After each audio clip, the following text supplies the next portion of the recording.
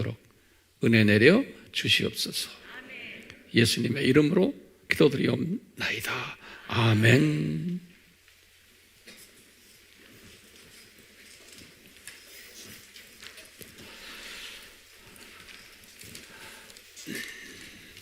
오늘은 우리가 다 알다시피 부활절입니다. 우리 그동안에 하나님 말씀을 통해서 예수님께서 부활하신 이야기들은 많이 들어왔는데, 오늘은 성령님께서 저희들에게 이 부활절을 기해서 이 부활에 관한 그 속에 숨겨진 하나님의 뜻을 한번 좀 더 높은 차원에서, 항상 우리가 쓰는 단어가 있죠. 독수리 시각 차원에서 우리 삼위 하나님께서 예수님의 부활을 어떻게 디자인하셨나, 왜 디자인하셨나, 이런 부분을 하나하나 좀 심도 있게 우리가 오늘 좀 공부를 하려고 그래요. 그래서 성령님께서 여러분들에게 지혜 위에 지혜를 주셔서 이 말씀이 그대로 소화가 되고, 또 이 말씀을 통해서 우리의 남은 여생들을 정말 멋있게 주님의 영광을 위해서, 또 우리의 그 소망을 위해서 살 수 있는 그런 말씀이 되도록 제가 기도해 오면서 또 준비하면서 이 자리에 섰어요. 칠판에 많이 적어놨지만 그 외에도 또 하는 주님이 또 주시는 말씀들이 있기 때문에 하나하나 정리하시면 좋겠어요. 제가 이제 먼저 우리가 질문을 한번 던져봐요. 무슨 질문이냐면, 왜 기독교라는 종교, 이 기독교의 종교의 세상 사람들의 말이에요, 창시자 되시는 예수 그리스도가 왜 부활하셔야만 했는가 라는 질문을 던지게 돼요. 여기에 대한 답을 우리가 또 제대로 해야 돼요. 타종교를 이렇게 보면은, 타종교에는 창시자가 부활하셨다라는 이야기는 전혀 없어요. 타종교에는요.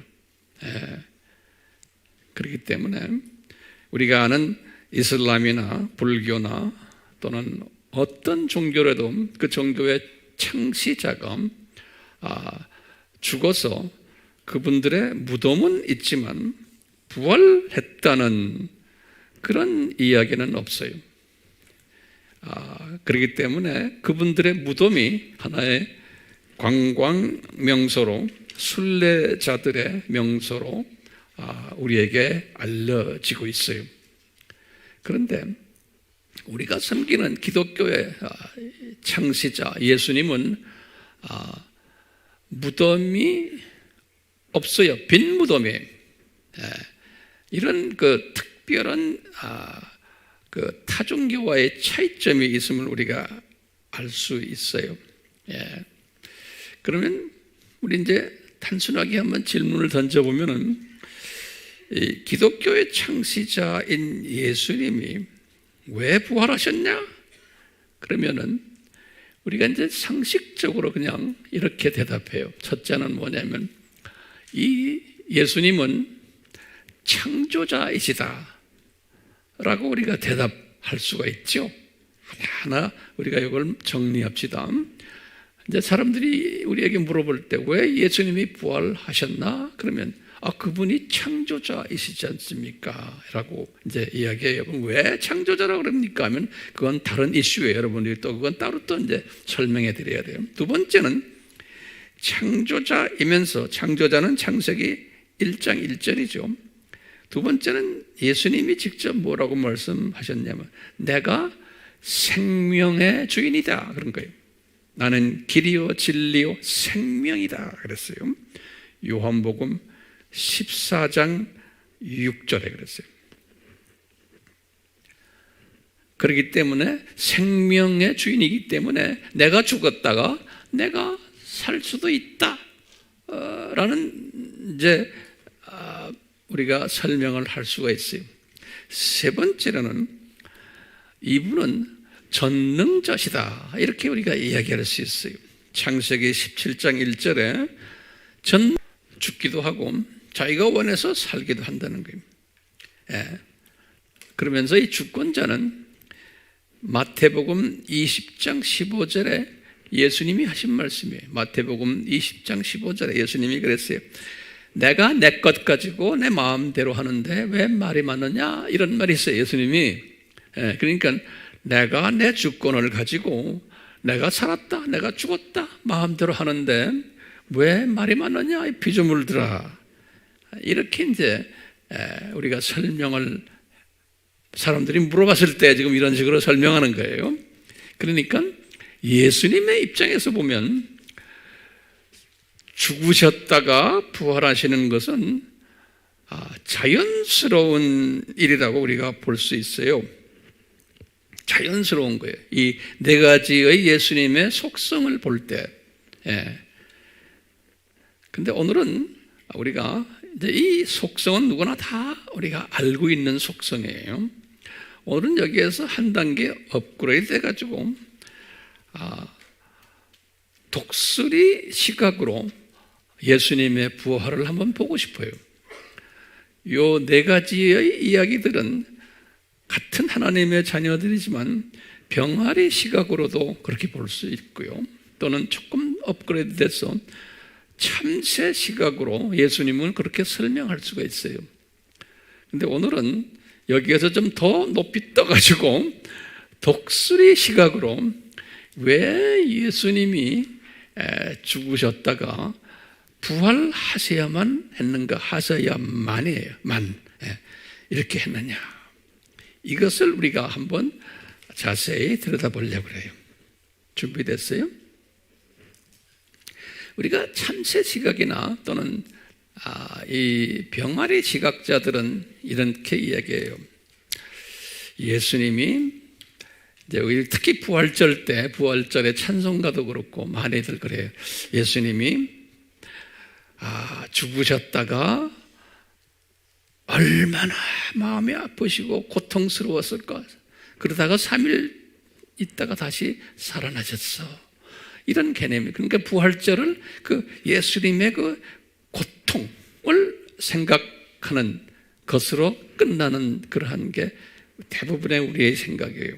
그래서 이제 제가 목회자 칼럼에도 썼지만 기독교인들은 전통적으로 사순절을 고통의 기간으로 잡고서 사순절을 보내는 거예요. 그래서 우리 기독교인들은 그 사순절, 거기에 대한 내용은 칼럼에 다 있잖아요.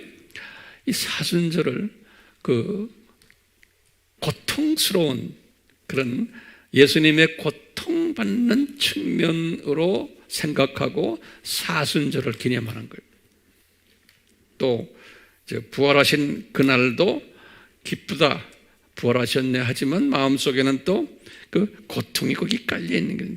그러니까 우리가 자칫 잘못하면 예수님의 부활절을 그냥 단순히 이런 고통 측면에서 해방당한 날로 그렇게 우리가 볼 수가 있어요.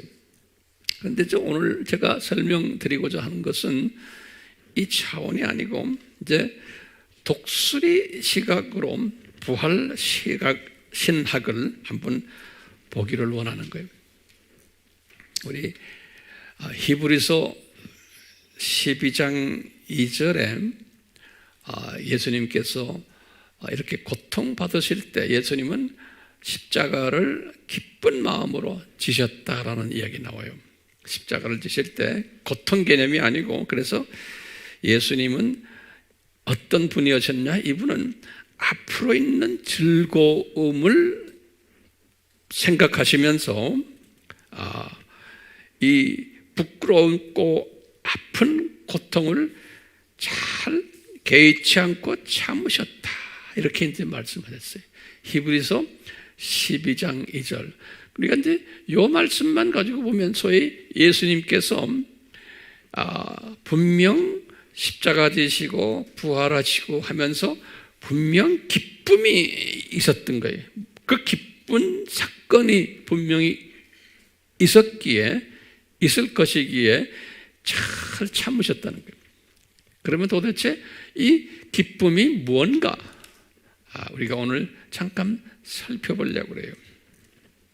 자, 이제 예수님의 그 십자가 사건 후에 부활 사건이 이제 어떻게 창세 전부터 그리고는 이제 심판 때까지 또 저세상까지 어떻게 이것이 프로그램되어 있는가, 그것을 제가 오늘 칠판 속에서 한번 설명해 주려 그래요. 준비됐어요? 네, 그래서요. 우선 우리 이렇게 항상 제가 그리는 거지만 요 창세 전에 삼위 하나님이 예수님의 죽으심을 이미 디자인하셨죠? 네, 그래서 제가 지금 말하는 걸 하나하나 적으세요. 여기 그냥 이렇게 쳐다만 보고 있지 말고. 왜냐하면 놓칠 수가 있어요.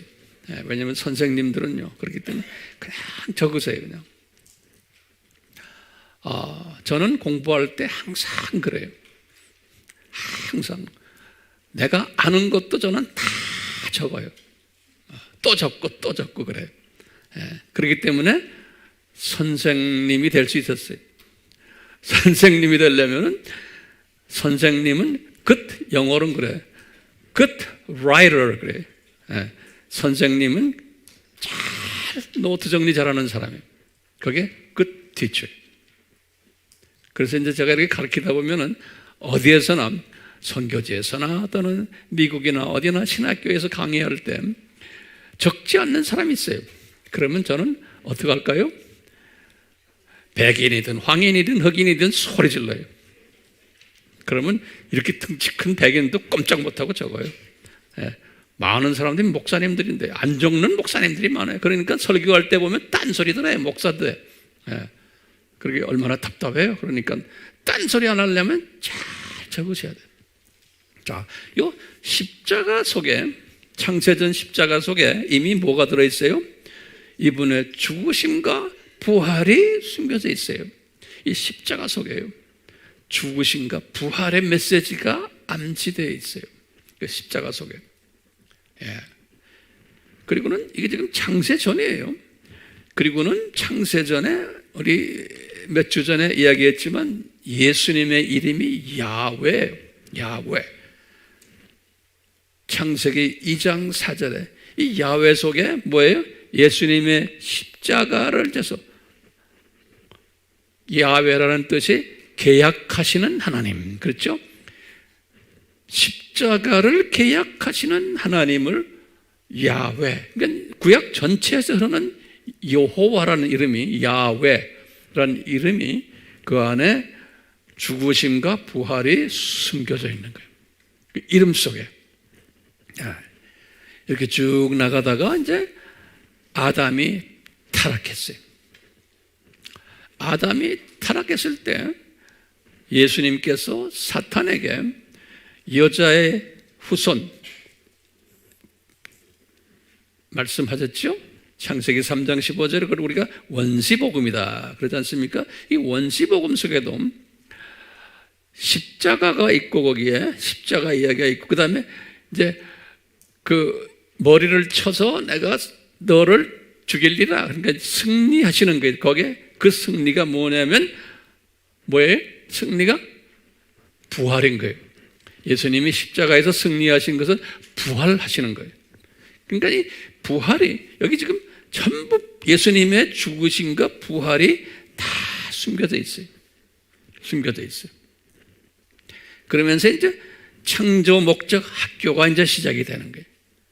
이제 창조 목적 학기가 시작하면서 이때부터 예수님의 죽으심과 부활을 조금씩 예표로 보여주시는 거예요. 실제로 예수님이 죽으시는 것, 부활하신 것이 요때 아니에요? 여기? 요때죠? 여기 이제 정확하게 보면 요때죠. 죽으심과 부활하심에 주후 30년에. 근데 요 기간 우리가 구약이라고 그러지 않습니까? 구약 기간에 항상 점점 순차적으로 점진적으로 예수님의 죽으심과 부활을 이제 이 역사 속에서 이스라엘 사람들을 통해서 역사의 눈높이로 상황화하여 우리에게 그림으로 보여주시는 거예요. 눈높이로 항상요. 상황화하여. 이 영적 유년주일학교 때 영적 그 다음에 뭐예요? 초등학교 때 이렇게 나가잖아요. 이 학년이 올라갈수록 이 예수님의 죽으심과 부활에 대해서 차근차근히 가르쳐 주시는 거예요. 우리가 이건 평소에 우리가 다 알지만 이걸 제가 지금 정돈을 해드리려고 그러는 거예요. 자, 보세요. 딱 보시면 노아의 방주가 딱 나오는 거예요. 이 주후 2500에 이게 이제 홍수 때죠. 홍수 때 40일 이제 홍수가 난 다음에 성서에 보면요. 뭐라 그러냐면 그리고는 이제 홍수 이제 비가 딱 그치고는 150일이 지나갔어요. 150일이 지나갔을 때 이 방주가 이 구원선이에요. 이 방주가 아라랏산에 올라 앉았다 그런다고요. 근데 신기하게도 성서에서 보면 그 아라랏산에 올라 앉은 이야기가 창세기 8장 3절에서 4절인데 창세기 8장 3절에서 4절인데 거기에 성경에서는 정확하게 날짜를 딱 적어놨어요. 날짜. 여기 7월 17일이다 그랬어요. 기가 막히게 해요. 그런데 7월 17일은 우리 아바에서 우리 공부했죠? 밀력이 쭉 가다가 언제 성력으로 바뀌어요? 6월절 때죠. 다시 보면 이게 뭐죠? 출애굽기 12장 1절에서 유대인들의 달력이 바뀌어요. 이게 6월절 이야기예요. 그때 무슨 달력으로 바뀌어요? 성력으로 홀리 칼렌더로 바뀌어요. 홀리 칼렌더로.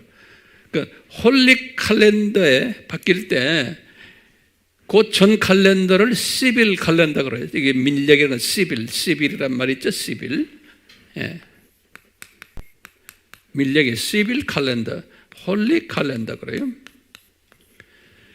쭉 이때부터 쭉 해서 이 사람들은 요 모세 때까지예요. 요 때까지는 시빌 칼렌더를 썼어요. 근데 시빌 칼렌더에 7월 17일에 시빌 칼렌더 7월 17일에 방주가 아라랏산에 올라 앉았다 그랬어요. 그런데 그걸 우리가 지금 홀리 칼렌더로 계산하면 어느 몇 월 며칠이에요? 1월 17일인 거예요. 우리 그것은 다 공부했어요. 혹시 이제 유튜브나 이런 데서 잘 이해가 안 되는 분은 들어가서 공부하시길 바라요. 자, 그런데 기가 막힌 게 1월 17일 날에 무슨 날이에요? 1월 17일이 예수님이 부활하신 날이에요. 1월 17일이 우리가 일곱절기를 공부할 때 1월 14일 저녁에 그것이 15일에 그날 예수님이 죽으셨어요. 그래서 16일, 17일에 부활하셨어요. 예. 정확하게 이 노아의 홍수 사건과 이 방주 사건을 통해서 예수님이 1월 17일에 부활하실 것을 미리 예표로 보여준 거예요. 지금 보고 계세요? 예. 그리고는 모세 1000년이 지나갔어요. 모세 때요. 모세에게 7절기를 줬어요. 우리 잘 아는 7절기예요. 여기에 레위기 23장이 7절기 이야기예요. 레위기 23장. 항상 이걸 기억하세요. 레위기 23장. 영어로는 레비티커스 그래. 레비티커스 그래. 액센트가 V에 있어요. 레비티커스 23 그래요. 이 레비티커스 23 한국말이 뭐예요? 신명기? 아니에요. 레위기 23장. 거기 보면 쭉 나오죠. 거기 보면 6월절이 있고 1월 15일에 그 다음에 14일 저녁에 그 다음에 무교절이 있고 그 다음에 초실절이 1월 17일 날이에요. 여기 레위기 23장 9절에서부터 14절에 이 초실절 이야기예요. 초실절 이야기인데 초실이라는 게 뭐예요? 첫 열매란 소리. 그래서 영어로는 first fruit, the first fruit, the feast of first fruit. 그래요. 초실절. 근데 예수님이 나중에 이제 뭐라고 그랬냐면 내가 부활의 첫 열매다 그랬어요. 그래서 예수님이 부활의 첫 열매되는 요날이 지금 우리식으로 말하면 썬데이예요. 썬데이. 6월절이 프라이데이고 무교절이 프라이데이 다음에 세터데이가 안식일이에요. 16일이. 그 다음에 17일이 썬데이예요. 그날 부활하신 날이에요. 이렇게 해서 이 초실절을 주시면서 모세에게 가르쳐 주는 거예요. 이 날이 내가 부활하는 날이다 라는 것을. 됐어요? 노아의 지금 지금 방주를 통해서 7월 17일을 주시고 요거는 날짜가 이제 정확하게 6월절 때 이제 성력으로 바뀌어서 1월 17일이 된 거예요. 그리고는 500년 지나서 다윗 때 요거 이제 보면은 다윗이 환상을 딱 봤어요. 그래서 이 시편 16편은 영어로는 그래요. 메시아닉 챕터라고 그래요. 메시아닉 챕터. 메시아. 거기다 닉 아이씨 그래요. 메시아닉 챕터라고 그래요. 이제 이 서양 사람들은 그 메시아닉 챕터가 여러 개 있는데 그 중에 시편 16편도 메시아닉 챕터예요. 다윗이 자기 자신을 딱 보니까 이렇게 죽었는데 육체가 이게 살아나서 썩지 않는 것을 보았어요. 그래서 그걸 여기 챕터 16 시편 16편에서 7절과 10절에 보면 그 이야기가 나와요. 그래서 다윗도 막연하지만 예수님이 죽으셨다가 부활하시는구나 라는 것을 보았어요.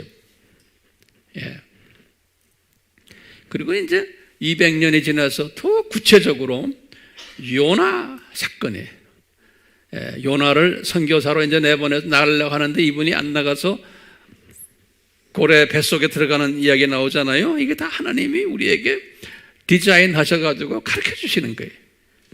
예수님의 죽으심과 부활하심을 가르쳐 주기 위해서 요나 사건을 주신 거예요.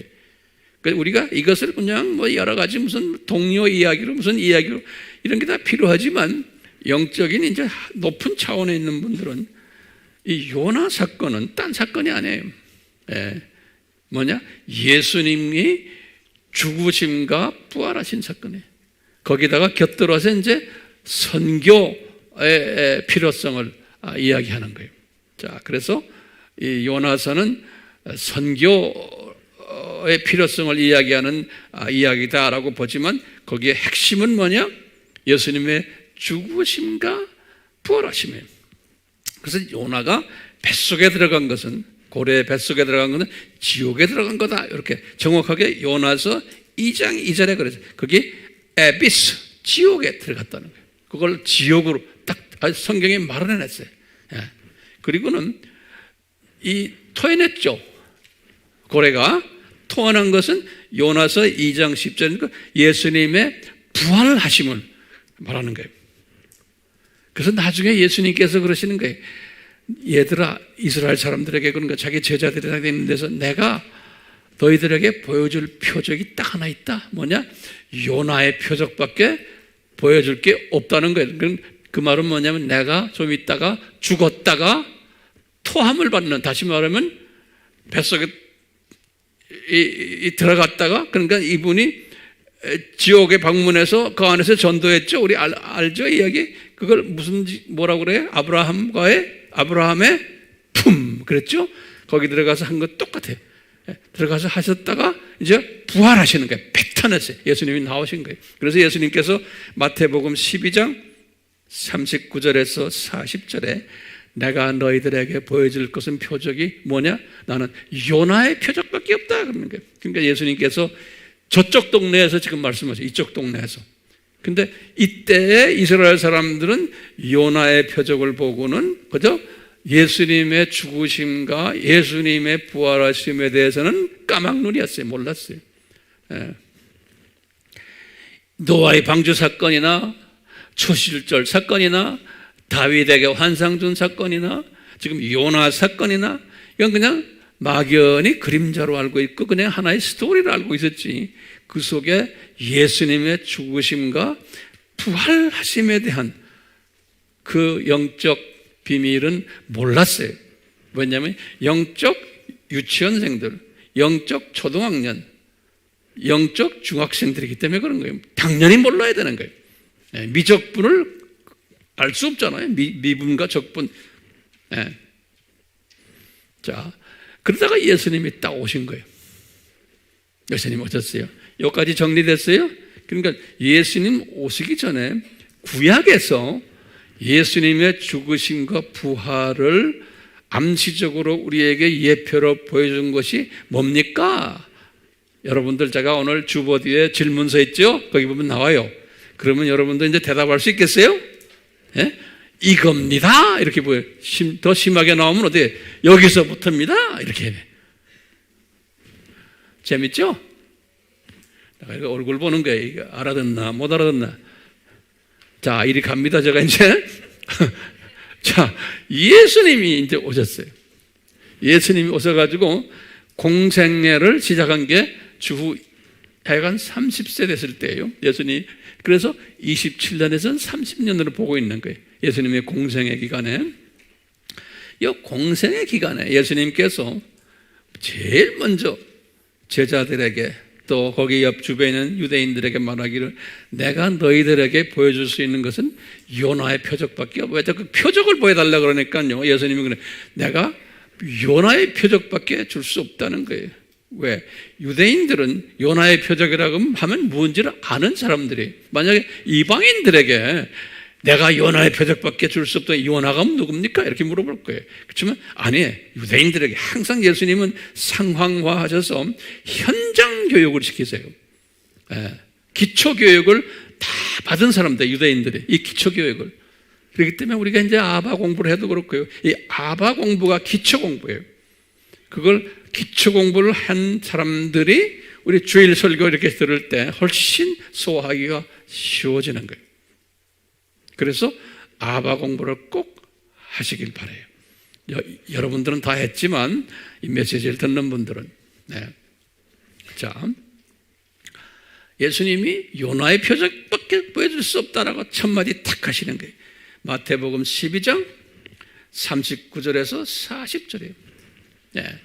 그리고는 이제 예수님이 이게 지금 누구를 훈련시키는 거예요? 예수님이 3년 공생애 동안은 예수님의 제자 훈련 기간이라고 보시면 돼요. 3년 공생애는 한마디로 말하면요, 제자 훈련시키는 거예요.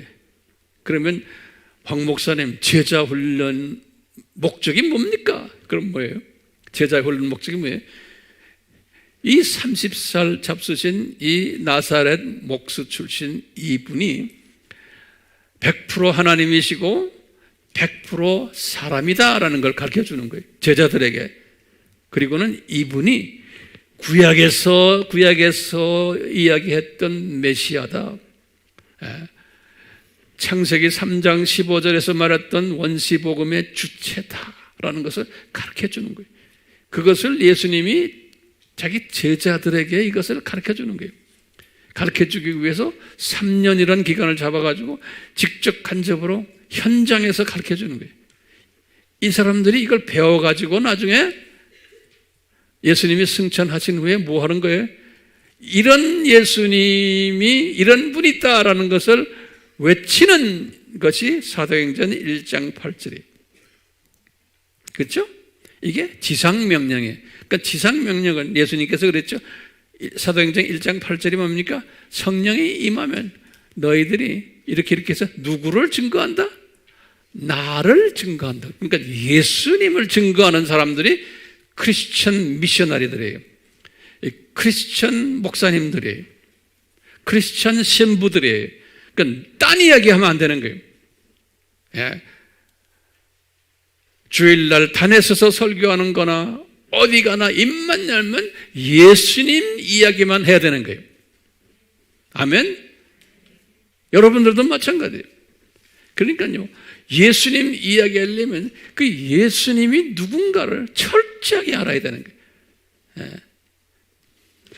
벌써 딱 단에 서서 성경 구절을 읽고 많은 목사님들이 성경 구절을 읽고는 그 다음에 딴소리예요. 그러면 사람들이 그 소리가 재밌죠.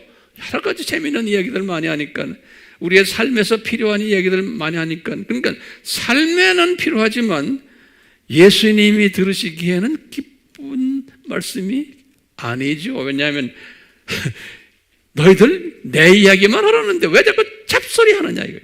그러니까 많은 하나님의 자녀들이 예수님에 대해서 잘 모르는 거예요. 신앙생활을 30년, 40년, 50년 대부분의 분들이 그렇게 하다가 하늘나라에 가세요. 하다가. 왜냐? 하늘나라는 계층 사회이기 때문에 예수님에 대해서 적당히 알다가 온 분들이 많아야 돼요. 그쵸? 이게 기독교의 파라독스예요. 기독교의 아이러니예요. 그렇지만 그런 거예요.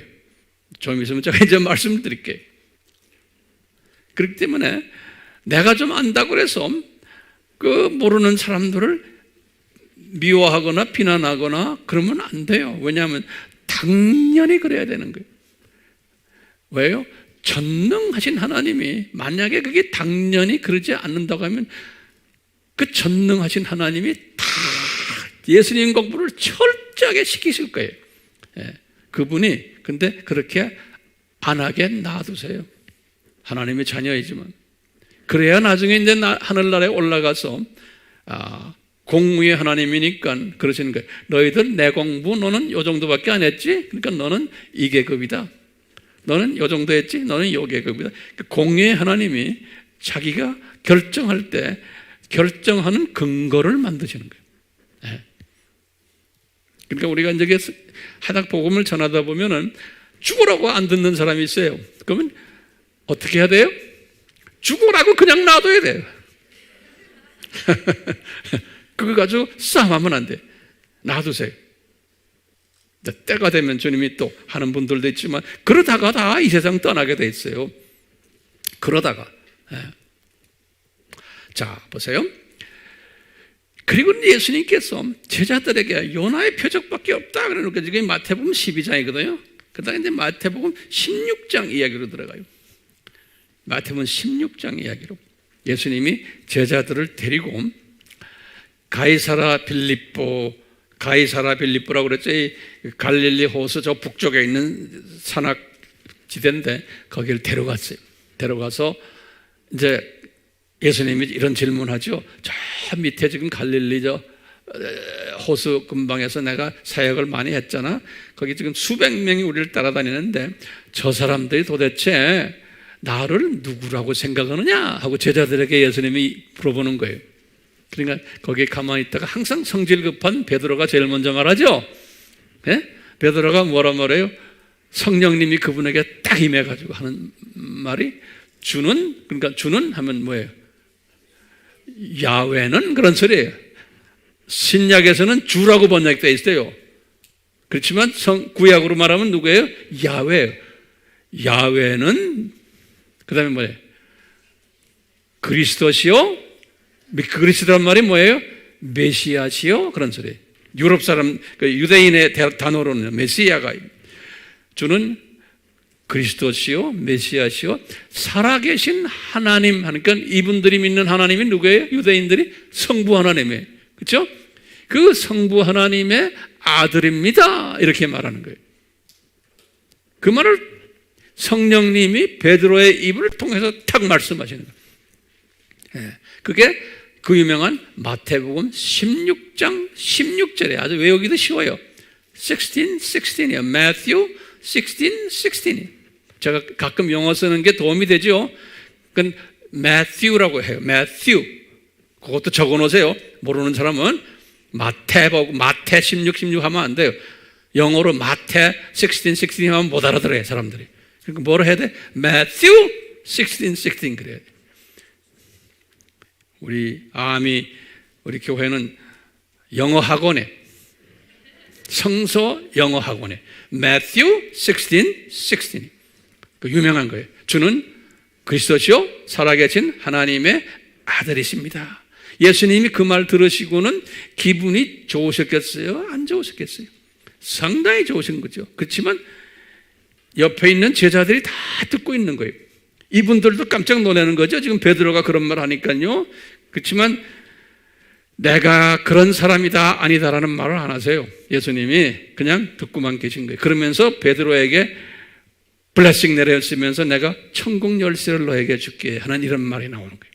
이런 말 딱 하시고는 그 다음에 중요한 거예요. 그 다음에 예수님께서 네가 고백한 거 지금 아무한테도 말하지 말아라 그러는 거예요. 여기 지금 16장 20절에. 그러니까 왜 그럴까요? 아직까지 사람들은 소화 못한다는 거예요. 아직 때가 안 됐다는 거예요. 내가 삼위 하나님의 제2의 하나님이고 메시아고 그리스도고 하나님의 아들이라는 것은 지금 말하면 안 된다는 거예요. 그러니까 말하지 말아라. 그렇지만 너희들은 알아라. 그러는 거예요. 근데 이분들도 듣기만 했지 나중에 예수님의 십자가 사건이 일어날 때 다 도망갔어요. 그러니까 듣기만 한 사람들이에요. 하나님의 때가 안 됐기 때문에. 이 말씀을 딱 하시고는 예수님이 기가 막힌 상황화 이야기를 하시는 거예요. 지금 이 말씀을 제가 여러분들에게 드리려고 합니다. 그러면서 한국 성경에는 그렇게 됐어요. 비로소 또는 그때부터 이런 단어가 있어요. 16장 21절에. 뭐냐면 이렇게 베드로의 고백이 있은 후부터 또 사람들에게 말하지 말아라 하는 그때부터 예수님이 뭐라고 말씀하시냐면 얘들아 내가 이제 좀 있다가 예루살렘에 가갖고 지금 이 사람들은 여기 지금 갈릴리 지방이거든요. 여기 지금 예루살렘으로 내가 가서 서기관들과 장로들과 대제사장들 앞에서 내가 어려움을 당하고 그리고 내가 그분들에 의해서 십자가에서 죽을 거라는 거예요. 그리고는 하시는 말씀이 그 다음에 중요한 말이에요. 그리고는 정확하게 이분이 말하는 거예요. 3일 있다가 부활할 거라는 거예요. 이게 처음으로 말씀하시는 말씀이에요. 그러니까 마태복음 16장 21절 Matthew 16:21 거기다 동그라미를 크게 쳐놓으세요. 이 성경에서는 크게 지금 큰 변동이 있는 사건. 예수님이 그러니까 예수님께서 구약 전체에서 이렇게 다 보여준 거예요. 여기 지금 요나의 표적도 3일 만에 뱉음을 받았잖아요. 3일 만에. 정확하게 그렇게 하시고는 이제는 정확하게 3일이 있다가 이제 본인이 부활할 거라는 거예요. 제자들은 못 알아들었어요. 그렇지만 처음으로 그러니까 이게 마태복음 16장이니까요. 마태복음 전체가 28장까지 있잖아요. 그러니까 중간이에요. 다시 말하면 공생의 한 중간 정도 됐을 때 첫 3년의 절반 정도 때는 이런 말씀 하지도 않았어요. 그러니까 3년 한 후 이제 가운데 지나서부터 서서히 이 말씀을 하기 시작하신 거예요. 그러니까 우리가 성질 급하게 하면 안 돼요. 예수님도 성질 안 급하시죠? 이렇게 천천히 때가 되니까 알아듣든 못 알아듣든 이제부터 시작하시는 거예요. 예수님께서. 그렇게 하고는 죽으셨다가 3일 있다가 부활한다는 말씀을 또 한 번 하셨어요. 이 17장에 여기 보면요, 이 17장 22절에 똑같은 말씀이에요. 이 말씀하고 딱 두 번 하셨어요. 16장 21절, 17장 22절에 딱 두 번 하셨어요. 제자들에게. 이 제자들에게 두 번 했기 때문에 제자들이 소화했어요? 못했어요? 소화 못했어요. 그러니까 그 못한 걸 어떻게 알아요? 이분들이 예수님 십자가 지실 때 다 도망갔어요. 그뿐 아니라 예수님이 부활하셨는데 또 믿지를 않았어요. 거기다 적어 놓으세요. 그러니까 똑같아요. 이 패턴이 우리도 30년, 40년을 교회 생활을 해도 똑같아요. 어느 희미하게 알고만 있는 거죠. 수천 번을 들어도. 자, 그러다가 깨어나가지고 열심히 하는 분 있냐면 대부분은 그러다가 이 세상 떠나요. 그러다가. 그러니까 이제 예수님 앞에 가서 예수님, 전 이런 거 잘 몰랐지만 저 목사 생활 오래 했어요. 장로 생활 오래 했어요. 권사 생활 오래 했어요. 예수님이 so what? 그래. 네. 자, 보세요. 제 말 잘 따라오세요. 이렇게 두 번을 딱 하시고는, 그리고는 실제로 예수님이 십자가에서 죽으신 거예요. 마태복음 27장 50절이에요. 제가 성경 구절을 항상 이렇게 드립니다. 그러니까 요걸 집에 가서 이제 하나하나 성경을 펴보면서 성경에다가 마크를 해놓으세요. 실제로 본인이 그렇게 해서 죽는다 했잖아요. 딱 죽으신 게 27장 50에 숨을 거두신 게, 그리고는 3일 있다가 살아나야 되잖아요. 정확하게 3일 있다가 살아난 거예요. 마태복음 28장 6절에. 기가 막혀요, 안 막혀요? 기가 막힌 거예요. 네. 딱.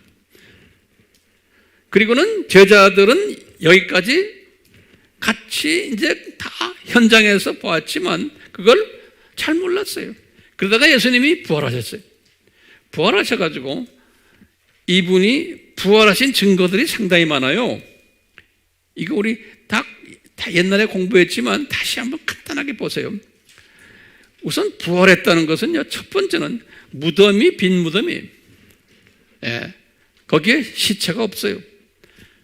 마태복음 28장 6절에 보면 빈 무덤이에요. 나중에 베드로와 요한이 갔을 때도 보니까 빈 무덤이에요. 베드로와 요한이 실제로 무덤을 가보니까 빈 무덤이에요. 그러니까 타종교의 창시자와 달라요. 직접 예수님이 그때부터 이 제자들에게 본인이 죽으셨다가 3일 내에 부활하겠다는 이 말씀을 실제로 보여주기 시작하시는 거예요. 제자들에게. 그러니까 제자들을 사역자들로 만들기 위해서 이렇게 철저하게 오래 참으면서 가르쳐 주는 거예요. 오래 참으면서.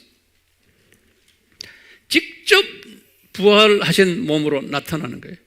그러니까요, 예수님의 부활체예요. 그럼 보세요. 여러분들, 내가 이 공간에다 적지는 않지만 예수님이 육이 있었잖아요. 혼이 있었죠. 영이 있었죠. 예수님의 영. 영과 혼은 예수님이 죽으시는 순간에 이제 따로 분리돼 가지고 영과 혼이 이제 움직이는 거죠. 근데 예수님의 육은 어디 계셨어요?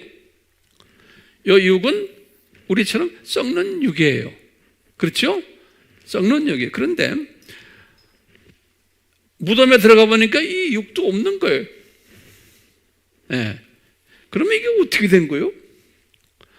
지금부터 잘 들으세요. 이게 굉장히 중요하면서 조금 어렵다고 말하면 지레 어려우니까 여러분들 또 겁나지 안 돼요. 중요해. 잘 보세요. 이분이 딱 죽으시는 그 순간에 이분의 육은 썩어버리고 그 육이 어떻게 변해버린 거예요? 부활체 육으로 변해버린 거예요. 부활체 육으로. 그래서 이제 부활체 육은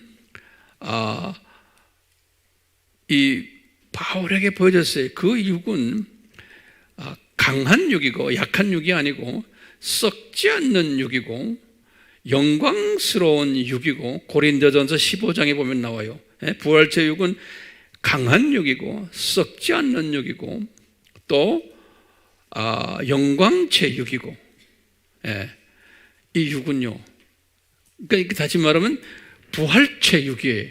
우리도 이제 부활체 육으로 변하는, 우리 육은 이제 썩지 않는 육으로요. 그런데 예수님께서 그런 육을 가지시고 부활의 모습으로 나타나신 거예요, 제자들에게. 그러니까 여기 보시지만 이 육은 생선도 잡수셨어요. 여기 보면 식사도 같이 했어요. 그러니까 특별한 육이에요, 부활체 육이. 자, 보세요. 이 예수님이 이런 모습으로 여인들에게 나타난 거예요, 예수님께서. 이제 예수님의 나타나심을 그 여인들은 막달라 마리아부터 시작해서 그 여인들이 사도들에게도 나타났어요. 11사도들이에요. 12명이 아니죠. 가룟 유다는 없으니까요. 근데 이 누가복음 24장 9절에 보면 이 사도들이 믿지를 않았다고 그랬어요. 귀신이 온 줄 알았다고 그랬어요. 믿지 않았어요. 베드로, 요한복음 20장 3절에 이분들도 처음에 믿지 않았어요. 근데 이 엠마오에 가는 두 제자들, 그분들 누가복음 24장 13절에서 32절에 이분들 이야기가 나와요. 이분들도 예수님이 부활한 예수님이 나타났는데 믿지를 못했어요. 그래서 나중에 깨달은 거예요.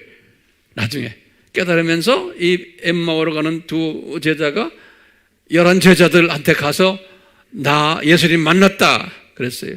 그러니까 그 여자들이 의심을 했어요. 그 11 제자들에게 그러다가 예수님이 나타난 거예요, 그분들에게. 누가복음 24장 33절에서 44절에. 그러면서 이분들이 거기에서 이제 눈을 뜨면서 이분이 부활하셨구나 라는 것을 알게 됐다 그랬어요. 그러면서 이제 예수님이 여기에서 유명한 말씀들 많이 했어요. 누가복음 24장에서요. 뭐냐면 누가복음 24장 27절에 그 유명한 이런 말씀하시는 게, 구약을 들여다봐라. 구약의 모든 스토리들이 다 나에 관한 이야기다. 그런 거예요. 또 똑같이 24장 44절에 똑같이 구약을 들여다봐라. 구약의 모든 모세 이야기, 시편 이야기, 이스라엘의 역사 이야기, 이 선지자들의 모든 이야기들이 다 나에 관한 이야기다. 마태복음 24장 44절에 그러신 거예요. 이때 이 부활하셔서 가르쳐 주는 거예요. 3년 훈련시킨 다음에 이야기하시는 거예요. 이렇게. 누가복음 24장 44절에. 그리고는 우리 잘 아는 고린도전서 15장 1절에서부터 쭉 5절에 보면 뭐가 나오냐면, 그렇죠? 부활장에, 고린도전서 15장이에요. 바울에게 그런 거예요. 바울아, 예수님께서 성경에서 가르친 대로 죽으셨다가, 그럼 다시 말해 구약에서 가르친 대로 죽으셨다가, 이런 말이에요. 성경이란 건요. 그리고는 성경대로 부활하셨다 그러는 거예요. 그러니까 구약에서 가르쳐 주신 대로 부활하셨다. 그게 고린도전서 15장 1절에서부터 3절에 그렇게 써 있어요. 그리고는 뭐라 그러냐면, 부활하셔가지고 그때부터 약 500여 명에게 나타나셨고, 그 다음에 12 제자들에게도 나타나셨고, 사도들에게도 나타나셨고, 그러면서 우리 아까 봤잖아요. 만삭이 되지 못한 나한테도 나타나셨다. 사도행전 9장의 다메섹 사건이. 그러면서 이 예수님이 죽으셨다가 부활하셨다라는 것을 강조하는 거예요. 이분이 이제 여기까지가 제가 오늘 말씀드리는 서론이, 이거 서론이 너무 길었어. 그렇지만 이 서론이 엄청 중요한 거예요. 지금까지 잘 따라오시죠? 그 다음에 고린도전서 15장에서 예수님이 바울에게 가르쳐 주시는 거예요. 부활에 관한 이야기를. 그게 전체 15장인데 오늘 지금부터 잘 들으세요. 부활에 대해서 가르쳐 주시는데 뭐냐면 부활은 새 사건이 있다. 부활에는 그러는 거예요. 최소한. 근데 고린도전서 15장 22절에서 24절에 그랬어요. 특히 23절에는 부활에는 차례가 있다. 차례. 그런 거예요. 예. 순서가 있다. 그러는 거예요. 23절에 15장 23절에 그러면서 뭐라고 그러냐면 나중에 성경 들여다보세요. 자세히 보세요. 뭐냐면 그랬어요. 첫 번째 부활 사례는 첫 번째 부활하는 것은 예수님이 부활하시는 거다. 그러는 거예요. 예. 그래서 예수님이 부활하신 거 여기 첫 번째죠. 요 첫 번째 부활 사건은 예수님이 부활하시는 거다. 그러는 거예요. 됐어요? 그 다음에 두 번째 부활 사건은 뭐냐? 여기 지금 고린도전서 15장 22절에서 23절에서 24절에 여기 22절보다는 23절 하는 게 더 나아요. 두 번째 부활은 뭐냐? 예수님이 강림하실 때, 재림하실 때 일어나는 부활 사건이다. 그러는 거예요. 재림하실 때, 그러니까 이제 재림 때 부활 사건이 또 일어난다는 거예요. 근데 예수님의 부활하시는 이것은 하나의 첫 열매로, 부활의 첫 열매로 부활하는 거고, 요 재림 때의 부활 사건은 하나님의 자녀들이에요. 이 사건은 첫 열매로 모범을 보여주고는 그 다음에 그리스도인들이 부활하는 사건이라는 거예요. 예. 첫 부활이 순서대로 처음엔 예수님의 부활이시고, 그건 지금 여기 됐죠? 잘 따라오시죠? 두 번째는 뭐냐면 재림 때 부활하신다. 이 1보다는 2를 써요. 이 재림, 이 공중 재림 때 예수님의 강림 때라고 해요. 강림이란 말이에요. 한국말로는 강림이라고 해요. 강림이란 건 위에서 내 재림에, 공중 재림에. 재림 때에 부활하신다. 그 다음에 또 언제 또 부활하시냐면 여기 지금 세 번째 24절에 그랬어요. 뭐라고 그랬냐면 기가 막힌 말씀했어요. 예수님께서 이 왕국을, 이 나라를 아버지에게 바칠 때 또 부활이 있다는 거예요. 예. 잘 따라오세요?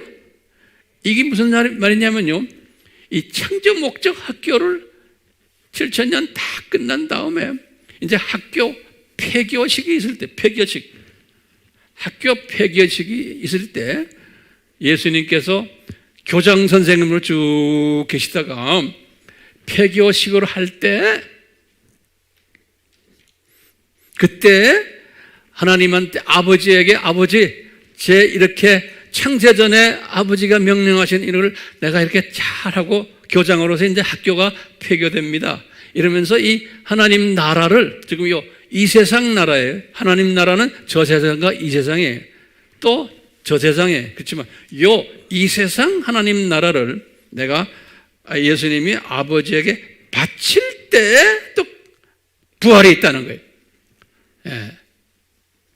이렇게 부활이 세 종류의 부활들이 있다는 거예요. 세 사건의 부활들이. 성경 어디에 나와요? 고린도전서 15장 23절 24절에 바울이 깨달은 거예요.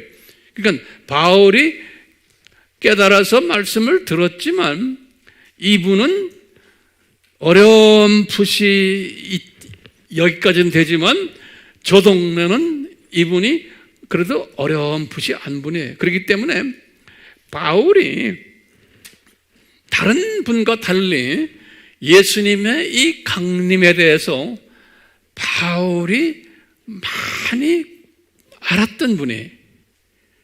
그러니까 자기 세대가 아니죠. 이분은 지금 이쪽 동네 사람이 약 2000년 후에 일어날 이 사건에 예수님의 강림의 공중 재림에 대해서 딴 분들보다도 바울이 특별한 은혜를 받아가지고 이 사건에 대해서 많이 들었고 어느 정도 어렴풋이 알았던 분이에요. 그분에게만 이걸 줬어요. 그러니까 특수한 하나님의 사람이에요, 바울이. 그러면서 바울에게는 이 독수리 시각을 이 7000년 이 시각을 바울에게는 저 창세전 십자가 사건도 바울에게 줬어요. 주로요. 그렇죠? 쭉 가면서 이 모든 이 그림을 바울에게 줬어요. 그러니까 바울은 어떤 시각자예요? 제가 볼 때는 독수리 시각자로 은혜를 주신 분이에요. 그런데 우리가 바울의 이 독수리 시각을 가지고서 이 말씀을 받았지만 우리가 그 바울의 글을 읽을 때 대부분의 하나님의 자녀들은 병아리 시각으로 그것을 보고 해석을 해요. 또는 제가 두더지란 말은 이제는 안 쓰고 병아리라고 쓰려고 그래요. 같은 새로. 누가 댓글에다가 병아리 시각이 어때요? 그래서 내가 주님이 이 딸을 통해서 이 아들을 통해서 나한테 가르쳐 주시는구나 그랬어요. 그때부터 제가 병아리 누가 썼는지 모르지만 저한테 가르쳐 줬어요. 그래서 병아리 시각으로 이 세상을 보고 병아리 시각으로 오늘도 부활절을 지키는 분들이 대부분이에요. 부활절을 지키는 게 병아리 시각이 뭡니까? 예수님이 괴롭게 지내시다가 우리 죄를 위해서 이제 부활하셨구나. 기쁘다. 속은 별로 기쁘지도 않으면서도 기쁘다. 구주 오셨네. 한번 그러고 말아버리는 거예요. 그리고 다 잊어버리는 거예요. 그게 병아리식 그런 사람이 많아요, 적어요? 엄청 많죠. 전 세계 어디 가나 마찬가지예요. 많아야 되는 거예요. 거기서 그래도 조금 더 올라가면 무슨 시각에 병아리에서 그 다음에 참새 시각에 조금 떠가지고 요 주변만 보는 게 아니고 조금 시차를 좀 벌려서 이렇게 보는 조금 높이. 이런 분들도 많지는 않지만 그래도 이런 분들은 괜찮은 분들이에요. 우리가 이 공부를 하는 목적은 우리는 뭐예요? 독수리 시각을 가지고 이 창세전부터 창조 목적 학교 폐교까지를 보는 연습을 하는 거예요. 이 연습하는 거예요. 그러니까 이 칠판이 얼마나 고마운지 몰라요. 보기는 이래도 이놈이 우리에게 큰 도움을 줘요.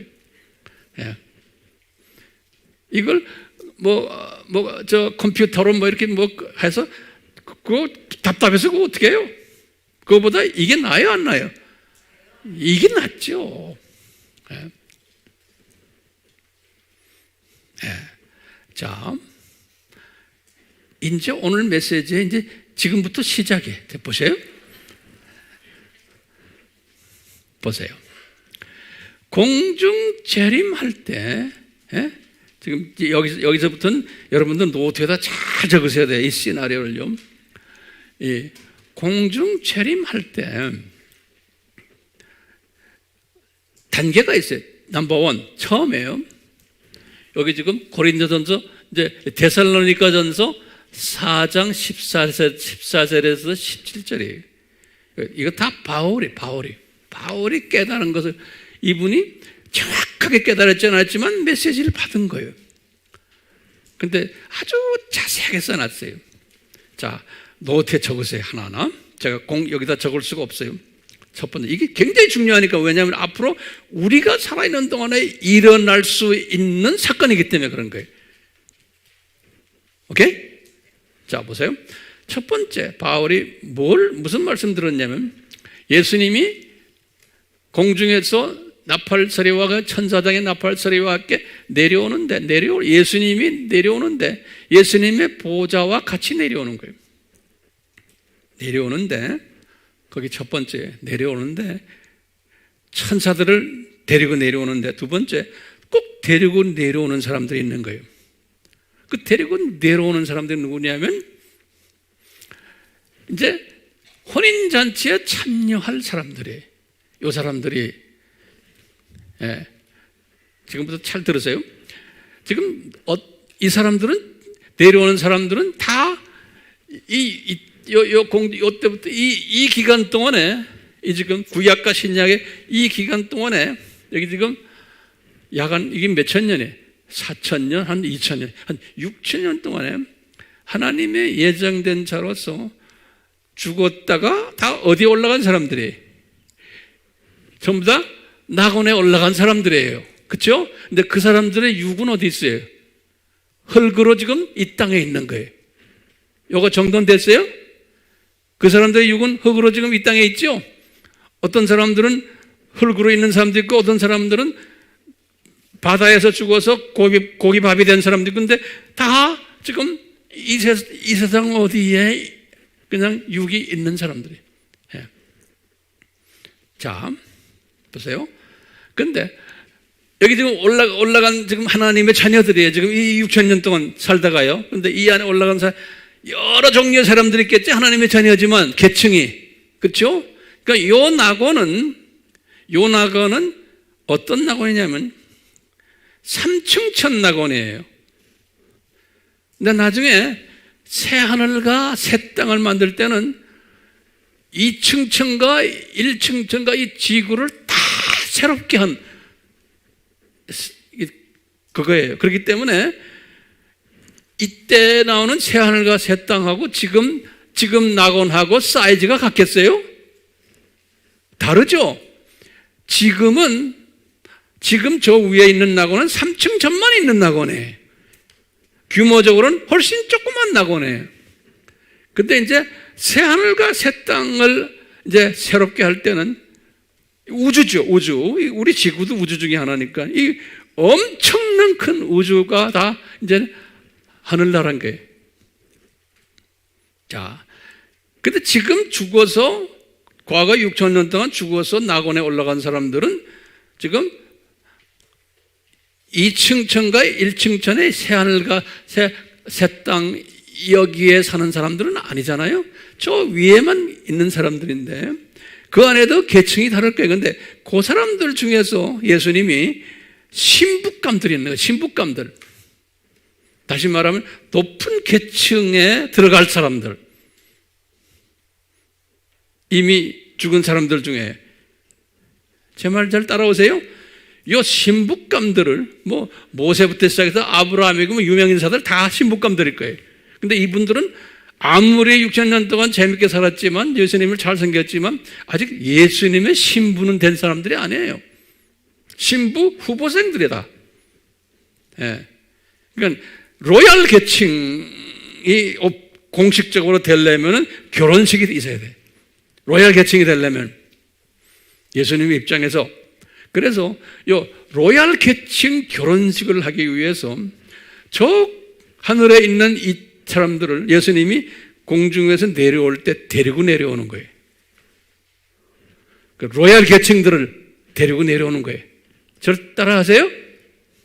데리고 내려올 때 이분들의 뭐예요? 이분들의 영이 있고 혼이 있죠. 영혼은 저 위에 있어요. 영혼은. 그런데 이분들의 육은 어디 있어요? 육은 이 땅에 있는, 이 땅에. 그러니까요, 이분들이 이제 바울이 본 거예요. 이분들이 예수님을 따라서 내려오는데, 이분들은 내려올 때 죽은 자들이 이게 부활한다는 거예요. 이게 무슨 말이에요?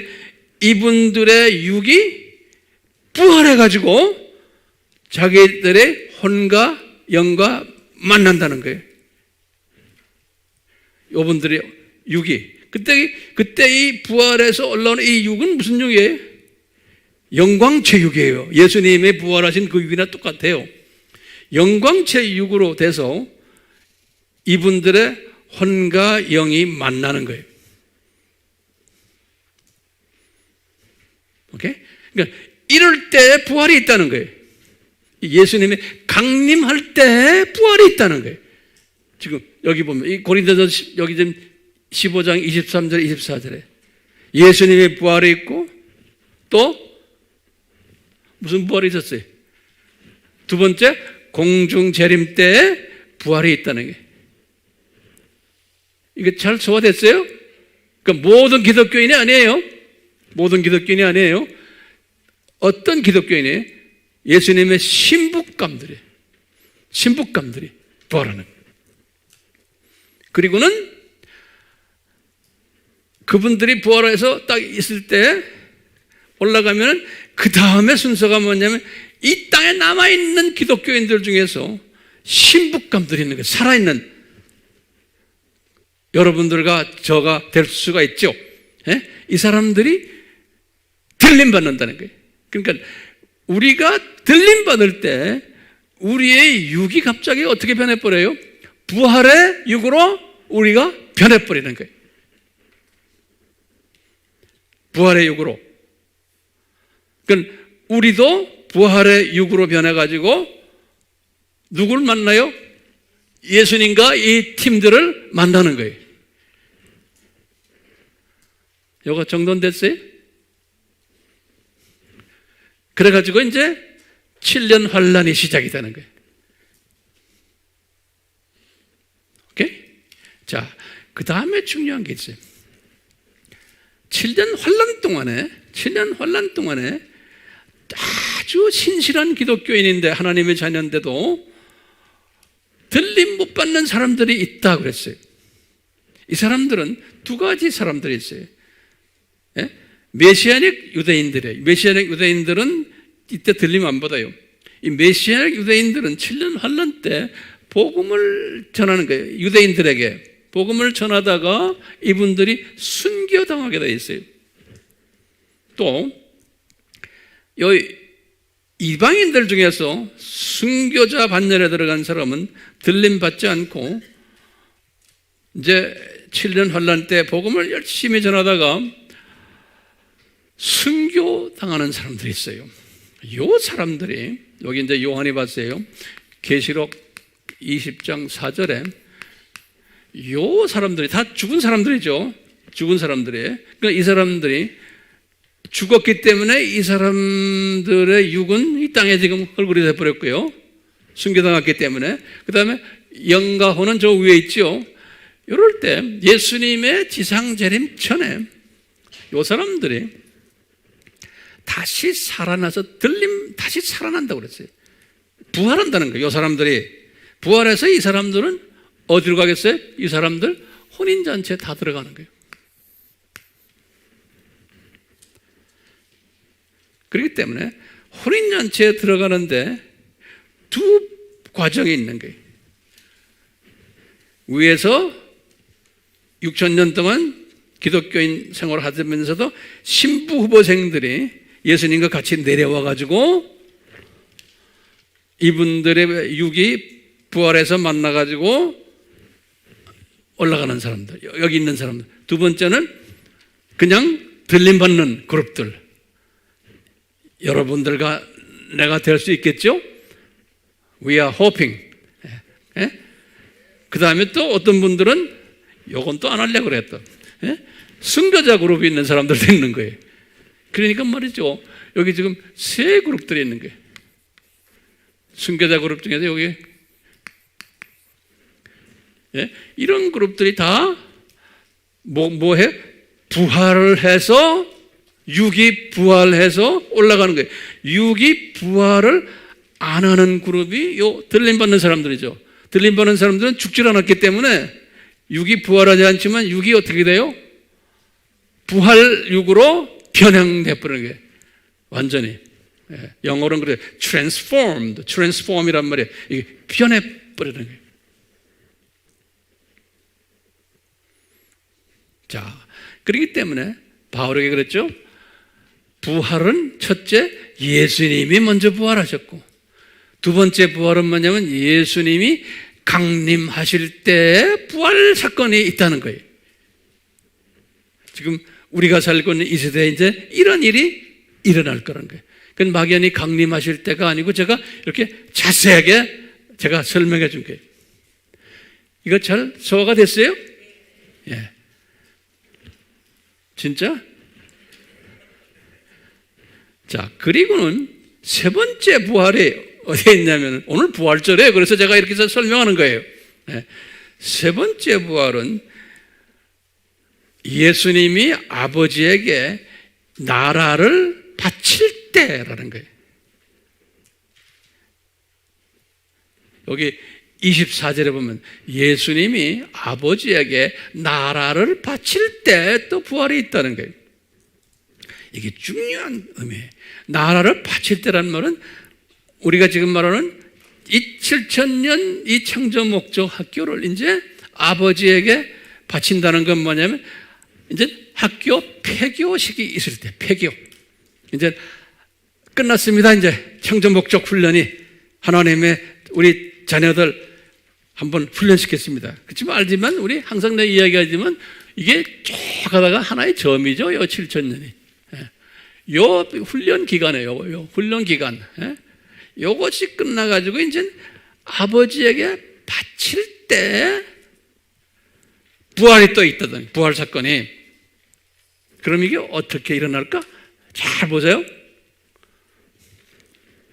잘 보세요. 첫 번째, 이 천년왕국 때에 살던 사람들, 그러니까 이 혼인잔치에 참여했던 이분들, 다 천년왕국 때 뭐 해요? 요분들이 왕노릇하죠? 요분들, 그렇죠?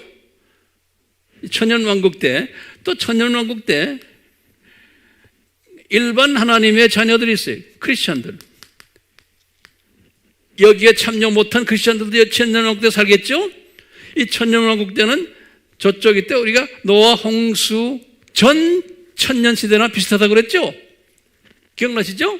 그러니까 여기에 또 비그리스도인들도 비크리스찬들도 여기 다 사는 거예요. 천년왕국 때.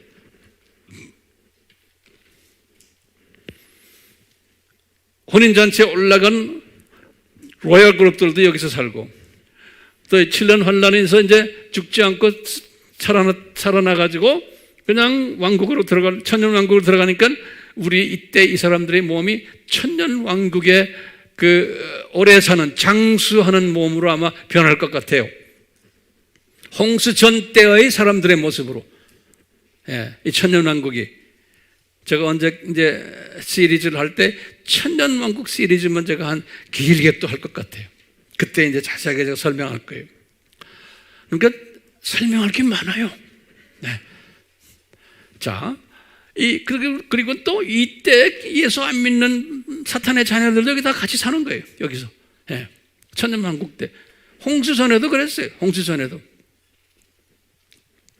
이렇게 사는데 천년왕국 때 살다가 천년왕국이 끝날 때 이제 끝났다 할 때 이제 창조 목적 학기가 폐교되는 거예요.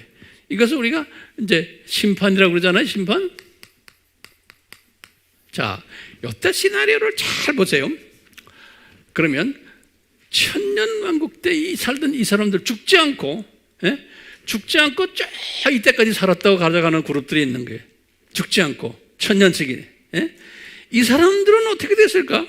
요 학교 폐교할 때, 요 심판 때. 그럼 보세요. 이 천년왕국 팀들 중에서 하나님의 자녀들, 살아있는 하나님의 요 그룹들이에요. 이제 천년왕국 이렇게 있잖아요. 요 첫째요. 요 왕들이에요. 왕들. 요 지금 지금 제가 말하는 건 지금 요때. 잘 보세요. 이 살아있는 이 사람들은 어떻게 됐을까? 여기 보시면 심판 때 우선 보세요. 예수를 안 믿었던 사람들 중에서 지금 이 7,000년 동안 죽은 사람들이 어디로 내려갔어요? 음부로 내려갔죠? 지옥으로. 그렇죠? 예수 안 믿는 사람들. 여기서 쭉 7,000년 동안 쭉 여기 내려가서 여기에 있는 거예요. 이 사람들을 어떻게 해요? 부활시키죠? 이때 부활이 있는 거예요. 다시 말해 예수 안 믿는 사람들의 부활이 있는 거예요. 여기 첫 번째 부활이.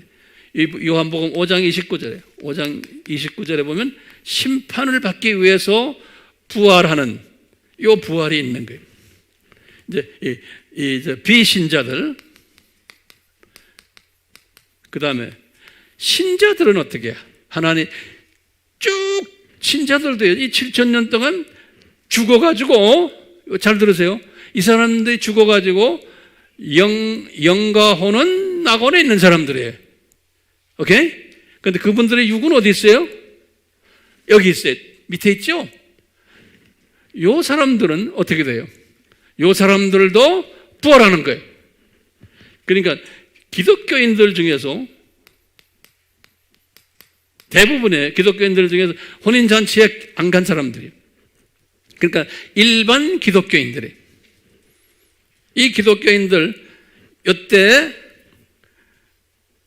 이분들의 육이 부활체로 변해가지고 또 위에서 혼과 영과 만나가지고 졸업식에 폐교식에 참여하는 거예요. 이 사람들이, 하나님의 자녀들이. 알겠어요? 근데 비하나님의 사람들은 폐교식에 참여해요? 아니죠. 이분들은 어디로 가요? 백보자 심판 앞에서 심판받고는 어디로 던져져요? 불못으로 던져져요. 그러니까 이분들은 스케줄이 그렇지만 하나님의 자녀들은 여러 가지 자녀가 있는 거예요. 첫 번째는 7,000년 동안 죽었다가 그냥 일반 기독교인들이 죽어서 육은 이 땅에 있고 영과 혼은 저기 있는 사람들이에요. 이 사람들이 똑같이 영과 혼은 내려오고 육은 육이 부활했는 거예요. 여기 보면, 여기 요한복음 5장 29절에 보면 생명의 부활이라고 그랬어요. 두 가지 부활이 있다. 심판의 부활과 생명의 부활이 있다는 거예요. 생명의 부활하는 거예요. 이 사람들이 부활해가지고 요 폐교식에 참여하는 거예요. 폐교식에. 이 그룹들이 하나 있고, 두 번째 그룹은 뭐냐면 천년왕국 때 사람들, 죽지 않은 사람들이 다, 이 사람들은 그 길로 폐교식에 참여하는 거예요. 이 사람들은 변화가 없는 거예요. 그냥 인모습 그대로 참여하는 거예요. 자, 그 다음에 내 생각에는 이 참여할 때 육이 아마 이 사람들처럼 부활의 육으로 변할 것 같아요. 이 사람들도. 내가 그때 안 살아봐서 모르겠지만 짐작하는 거예요. 네?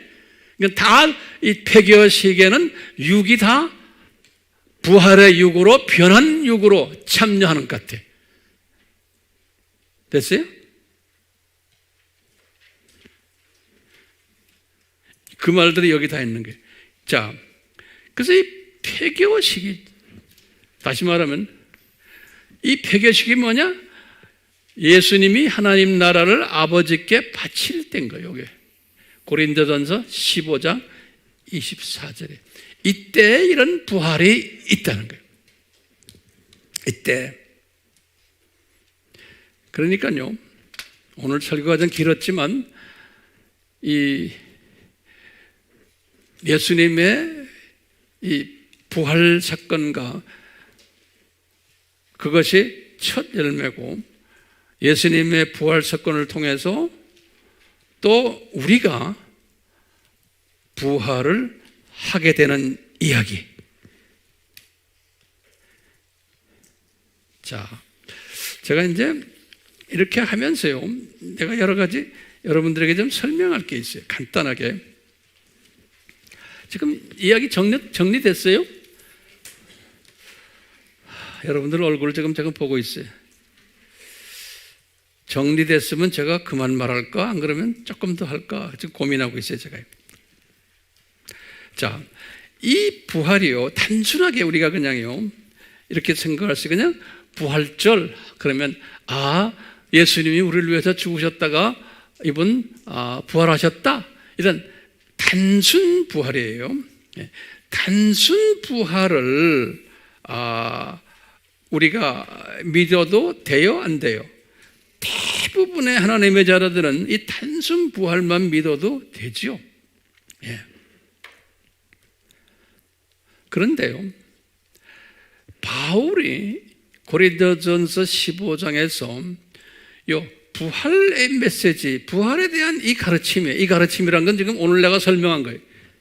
쫙 세 가지, 세 종류의 사건들. 그 말은 뭐냐면 독수리 시각이에요. 이것을 바울이 쫙 보고는 이런 말을 하는 거예요. 그 유명한 바울의 말이에요. 고린도전서 15장 13절에서 19절에 이런 말씀했어요. 이렇게 간단하게 적어보세요. 만약에 부활이 없다면, 그러니까 이게 나나 여러분들과 똑같은 이야기예요. 만약에 부활이 없다면 우리가 전파하는 것이 다 헛것이라는 거예요. 13절에 그랬어요. 또 14절에 그랬어요. 그리고는 우리가 가지고 있는 믿음도 헛것이라는 거예요. 그러니까 이 창조 목적 학교의 이 큰 독수리 시각으로 디자인하셔서 이렇게 지금 트레이닝을 시키는 이것에 대한 이해가 없이 그냥 예수님을 믿는 것은 그런 말이에요. 그 안에 부활 사건을 집어넣어 가지고 이렇게 주님께서 역사하시는 것, 이거를 모르는 사람은 그냥 하나님의 자녀지만 우리의 믿음도 헛것이고, 그리고 또 뭐라 그러냐면 15절에 우리가 전하는 예수님에 관한 복음도 거짓 증인이 될 수가 있고, 이것을 모르면서 그냥 신앙생활하는 우리 기독교인들은 그냥 잠자다가 망하는 사람처럼 될 수 있다는 거예요.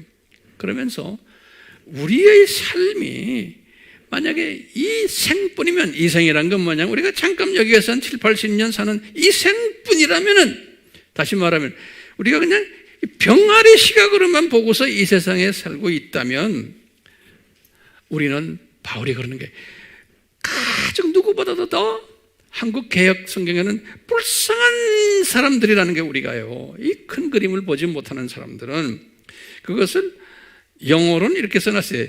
We are most miserable man. miserable이란 말이 뭐예요? 킹 제임스는 이렇게 번역했어요. 비참하다 그랬어요. 이런 걸 모르고서 신앙생활을 하는 사람들은 정말 비참하다는 거예요. 왜? 이 삶이 괴롭다는 거예요. 부활절을 아무리 지켜야 그 부활절의 의미를 모르면서 살고 있는 기독교인들, 이 삶이 괴롭고 비참하다는 거예요. 바울이 이런 식으로 말해서, 바울이 로마 제국의 핍박을 받으면서 이분이 이 어려운 가운데 이 부활의 이 시나리오를 이걸 잘 모르고 그냥 하면은 이게 보통 답답하고 미저러블한 크리스찬이 될 수밖에 없다는 거예요. 그렇기 때문에 이 소망을 가지고 살아야 되는데, 오늘 제가 말씀을 정리하면서 오늘 설교의 제목이 뭐였죠? 왜 예수님이 부활하셔야만 하는 거예요? 자, 그러면 그 중에 이제 결론적으로 넘버원 적으세요. 부활절이 단지 예수님의 고통을 생각하는 절기가 돼서는 안 되죠. 두 번째로, 거기서 한 단계 업그레이드 해서 왜 창조주가 고통을 당해야만 하는가라고 생각만 하는 절기가 되어서도 안 되죠.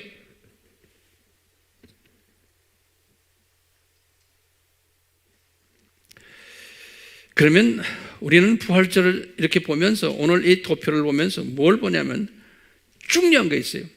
삼위 하나님이 하나님의 자녀들에게 창조 목적이 얼마나 중요하다는 것을 가르치시기 위해 교장 선생님을 7000년 이 세상에 보내셔서 이분이 죽으셨다 부활하는 것을 가르쳐 주시고, 그리고는 하나님의 자녀들이 또 예수님의 강림하실 때 부활한다는 사실도 가르쳐 주시고, 또 예수님이 이 창조 목적 학교를 끝내시고 아버지에게 나라를 바칠 때 또 부활 사건이 있다는 것을, 이것은 뭐냐면 다 기쁜 소식들이에요. 예수님께서 그래서 히브리서 12장 2절에 이 기쁨의 메시지를 생각하면서 예수님이 십자가의 고통을 참으셨다 그랬어요. 자, 그렇기 때문에 저 폐교식 때, 제가 결론 중에 결론이에요. 폐교식으로 하실 때 하나님의 자녀들이 이렇게 다 모인 거예요. 그러니까 이 7000년 동안 이 세상에서 살았던 하나님의 자녀들이 어떤 사람 다 모인 거죠. 그 머릿속에 들어오세요? 어떤 사람은 천년왕국 때 그냥 직접 해서 그냥 변화된 모습으로 유기 그러면서 있고, 어떤 사람들은 어디 부활을 해서 또 저 위에 올라가서 있던 사람들도 내려오는 때 자기의 몸은 부활해가지고 이렇게 해서 전부 부활체의 육으로 또 혼과 영으로 그렇게 이 3부분이 합한 부활체의 영으로 이제 이 졸업식을 하게 될 거예요. 또 폐교식을 하게 될 거예요. 예.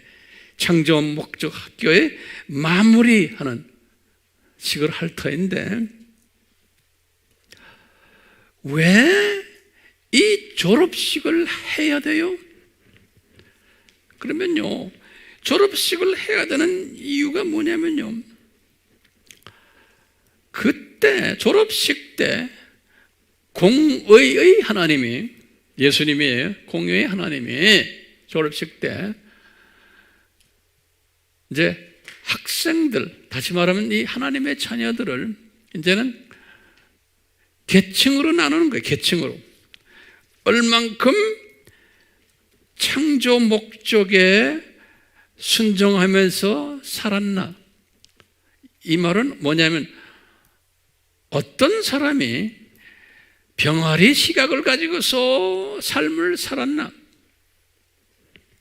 어떤 사람이 참새 시각을 가지고서 살았나. 병아리 시각자가 훨씬 더 많죠. 어떤 사람은 참새 시각, 그 나머지 소수의 독수리 시각으로 살았나. 이것은 쫙 이제 예수님이 분류하는 거예요.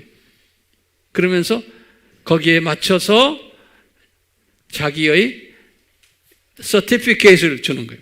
졸업식 때 너는 어느 동네 어떤 계층 누구, 너희 동네에 동장은 누구고, 군수는 누구고, 도지사는 누구고, 다 명. 그래서 쫙 하나님 나라를 하는데, 그때는 1층천, 2층천, 우주도 다 새롭게 해가지고 진짜 엄청나게 큰 하나님의 나라예요. 이때까지 나간에 올라가던 사람들은 좁은 하나님의 나라에 살다가 그게 잠깐이죠. 그래서 점 같은, 잠깐 그때만 좁은 하나님의 나라였는데, 타락 전에는 큰 하나님의 나라였는데, 저기 그렇죠?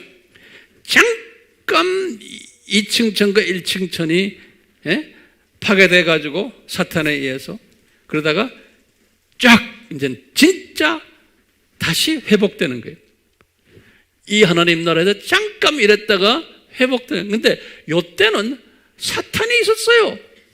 기가 막히게. 그래서 사탄을 에덴 동산에다가 허락하셔서 아담과 같이 살게 했어요. 그런데 요때는 사탄이 없어요. 그러니까 왜 사탄이 거기에 있었나? 우리 알죠? 이 학교를 운영하는 교감으로 사용하시려고 다 허락하신 거예요. 예. 그러다가 이제 교감일을 딱 끝내고는 사탄과 그 사탄의 자녀들은 다 어디다 집어넣어요? 불못에 집어던져 버리고. 그러면 이제 어떤 분들 질문할 거예요. 황 목사님, 그 사탄 그 친구들도 그 가족들도 엄청 조언을 했잖아요. 교감으로 우리를 이렇게 창조 목적 훈련시켰는데 왜 그분들은 불못에 던집니까? 걔들도 좀 봐주지요. 하나님은 사랑의 하나님이신데. 그러면 우리가 뭐라고 대답한다고 그랬어요? 그것은 하나님의 주권 분야다 이야기해요. 그거 대답해 주세요. 그건 우리가 어떻게 할 수 없는 것도 하나님의 주권이야. 그러니까 하나님께서는, 예수님께서 그랬죠. 내가 내 것 가지고 마음대로 하는데 왜 말이 많으냐? 마태복음 20장 15절에 그랬어요. 예. 그렇기 때문에요, 이제 우리가 이 큰 그림을 다 보면서 우리가 뭘 하냐면, 아하, 나는 이 훈련을 받기 위해서 특히 예수님의 이 지금 강림하는 요때 가까이 살고 있는 이 세상의 나그네구나, 순례자구나, 안개 같은 존재구나, 창조 목적 학교의 학생이구나, 이것을 우리가 보는 거예요. 그러면서 아하, 학생 중에도 대부분의 학생들은 나그네로 순례자로 살면서도 시각이 병아리 시각자들이구나. 대부분의 사람들은, 또는 어떤 분들은 참새 시각자들이구나. 또는 소수지만 우리는 이 소수 속에 들어가려고 지금 새끼 독수리에서 좀 벗어나서 큰 어미 독수리가 되려고 그러는구나. 이 어미 독수리 그룹들이 우수 학생들인 거예요. 네. 이 졸업식 때 우수 학생증을 이제 주면서 왕관도 씌워주고 그럴 거예요. 그래서 이제 이 우수 학생 그룹들이 저 새하늘과 새 땅에서 왕노릇한다 그랬어요. 요한이 그걸 다 미리 본 거예요. 그러니까 우리가 지금요, 이 부활절을 맞이해서 그냥 단순 부활절 수준에서 벗어나서 바울이 봤던 어느 정도의 큰 그림을 볼 수 있는 이런 시각을 가지고서 부활절을 맞이하면 어떨까? 라는 그 소원을 가지고서 제가 오늘 이렇게 말씀을 전하고 있어요. 우리 예수님, 우리 모두에게, 우리만이 아니고 우리 AMI 공부를 하고 있는 유튜브에서 또는 다른 모습으로 공부하고 있는 한 분도 빠지지 않고 요 독수리 시각을 가지는 큰 상급을 받는 지도자급, 이러한 복된 자들이 되도록 은혜 베풀어 주시옵소서.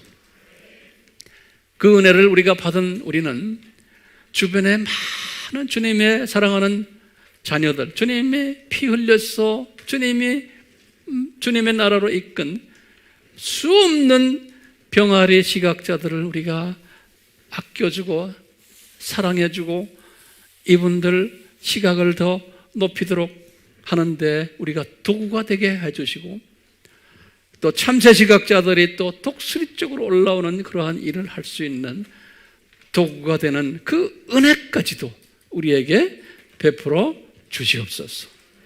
이 모든 것 주님의 기쁨이 되기를 원하며 예수님의 이름으로 기도드리옵나이다. 아멘.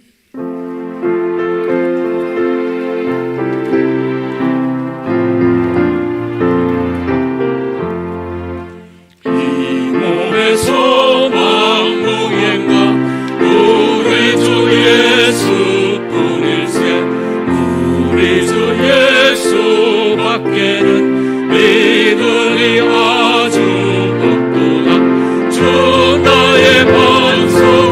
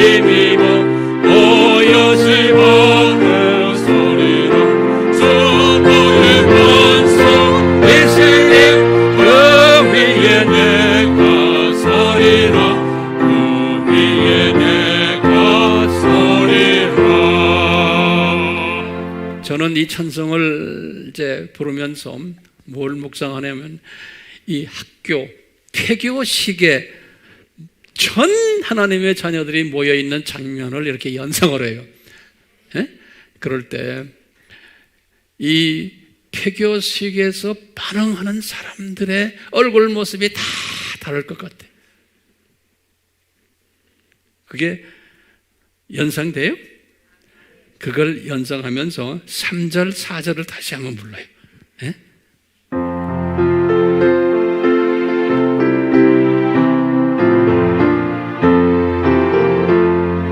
세상에 믿던 모든 것 끊어질 그날 되어도 구주의 언약 믿사와 내 소망 거룩하리라.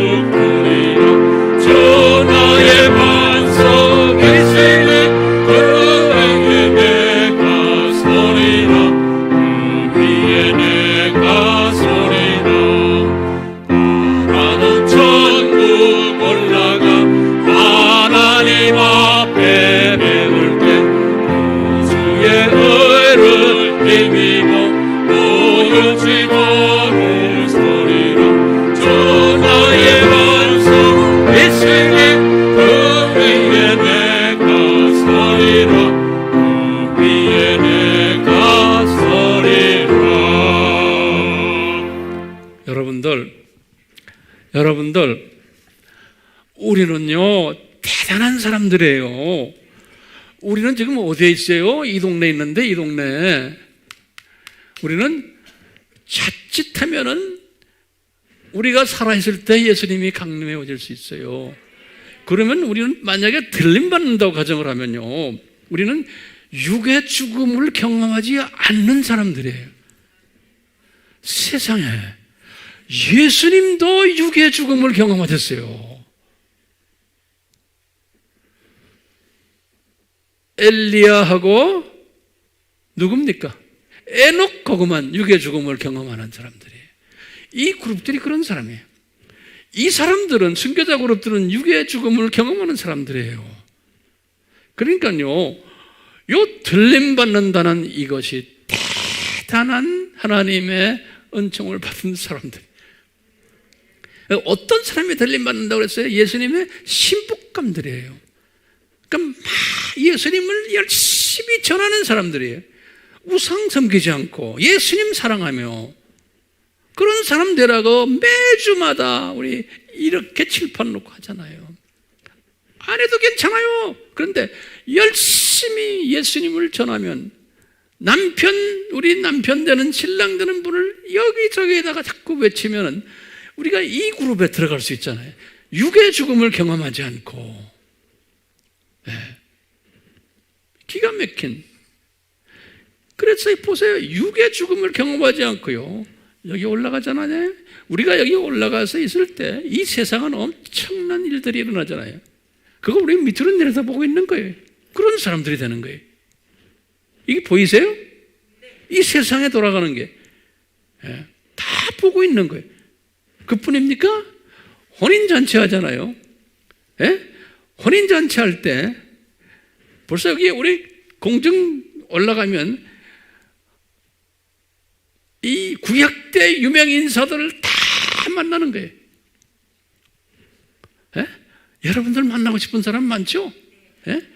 그분들과 교제하면서 7년을 교제를 하는 거예요. 가까이. 이게 그림을 자꾸 그리는 거예요. 교제에서 혼인잔치 때 기가 막힌 잔치가 일어날 텐데, 잔치 끝나고요, 우리는 천년왕국의 몸으로 다시 변해가지고 천년왕국을 같이 사는 거예요. 이 그룹들하고. 같이 살다가 천년왕국이 끝나면서 이제 우리가 졸업식을 하게 되는 거예요. 이 졸업식을 할 때 그동안에 죽은 하나님의 자녀들, 이 병아리 시각자들, 참새 시각자들 다 이리 올라가서 다 모이는, 그때 다 보는 거예요. 그전에는 어떤 사람만 봤어요? 높은 계급 사람들만 보다가 이 동네 올라간 사람들, 그러다가 이제 전부 다 모였을 때 이 사람들이 이 로얄 계층들을 보고 얼마나 부러워하겠어요? 그때 어깨다가 우리가 힘 딱 주고 예?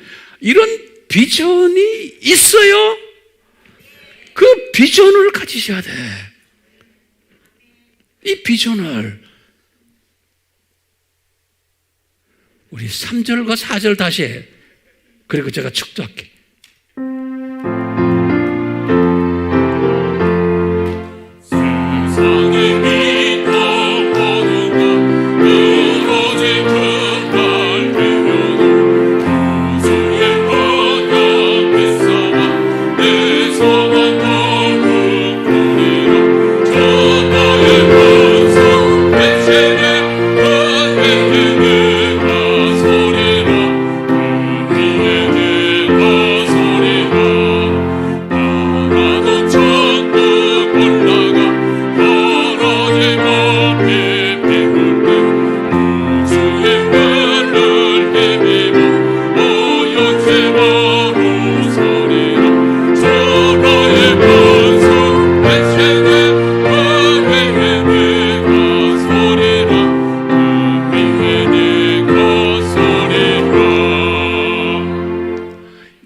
비전이 없는 사람은 지금 이 시대에 세상 사람들은 말할 거 없고요.